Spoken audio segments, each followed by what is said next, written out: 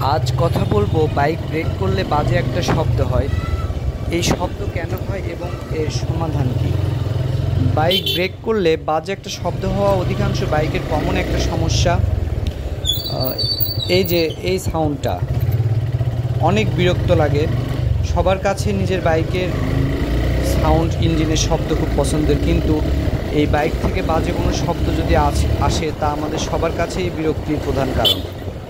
Basically এই ধরনের শব্দ তিনটি কারণে হয়ে থাকে। এক নাম্বার, ব্রেক প্যাড ক্ষয় হয়ে গেলে।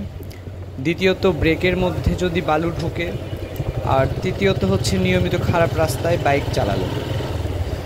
তো ব্রেক প্যাড যখন ক্ষয় হয়ে যায় একটা নির্দিষ্ট কিলোমিটার চালানোর পর বাইকটি, দেখবেন এই বাইকের ব্রেকিং আর স্মুথ থাকে না, তার সাথে সাউন্ডটি আসে। তো সেক্ষেত্রে ব্রেক প্যাড চেঞ্জ করে নিলে এর থেকে পরিত্রাণ পাওয়া যাবে।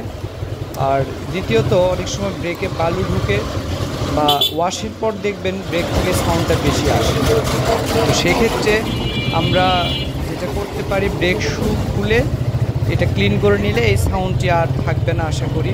তারা বাজে রাস্তার কারণে বেশি ব্রেক চাপলে ব্রেক শু ক্ষয় হয়ে এই শব্দ আসতে পারে।